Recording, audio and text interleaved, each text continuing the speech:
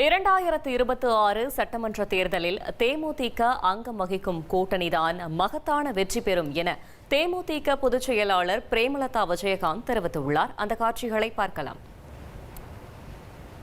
தேர்தலுக்கு தேசிய முற்போக்கு திராவிட கழகம் அனைத்து பூத்துகளிலும் நாங்கள் BL2 ஃபார்ம் முடித்து கலெக்டரிடம் ஒப்படைச்சு ஒப்புதல் ரசீது பெற்று எல்லா இடங்களிலும் பூத் முகவர்களையும் பூத் கமிட்டிகளையும் அமைத்து தேர்தலுக்கு நாங்கள் தயாராக இருக்கிறோம் என்பதை இந்த நேரத்தில் நான் பெருமையாக சொல்கிறேன். குறிப்பாக நீங்கள் பேசும்போது கூட சொன்னீங்க தேமுதிகவில் இருந்து அமைச்சராவாங்க, கூட்டணி ஆட்சி தான் வரும்னு சொன்னீங்க.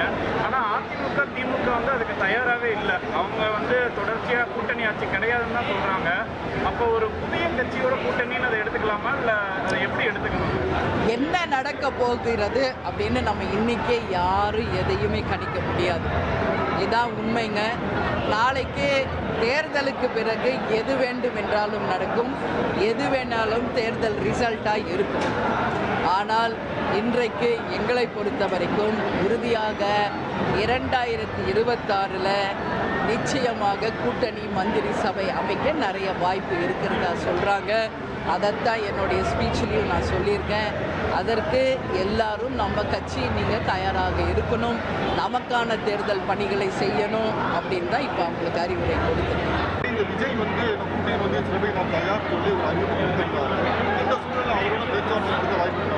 அப்படியே எதுவுமே கிடையாது.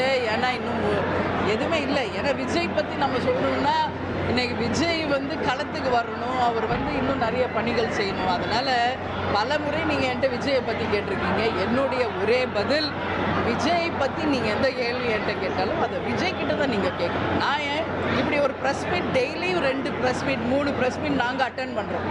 அவங்க அட்டன் பண்ணட்டும், அவங்க கருத்துக்களை அவங்க பதிய வைக்கட்டும்.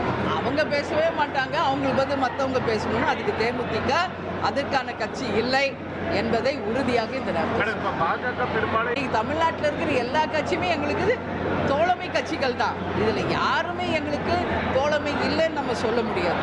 ஆனால் அதிகாரப்பூர்வமாக கூட்டணி பற்றி பேசுகிறாங்களான்னா அதற்கு இன்னும் தேமுதிக நாங்கள் இன்னும் யாருடனும் பேசலை. இதுதான் உண்மை.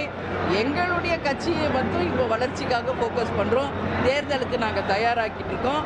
மாநாடு நெருங்கும் போது இந்த கூட்டணி பேச்சுவார்த்தைகள் நிச்சயம் வரும், உறுதி செய்யப்படும். அப்பொழுது பத்திரிகையாளர்களாகிய உங்களை அழைத்து நாங்கள் அதிகாரப்பூர்வ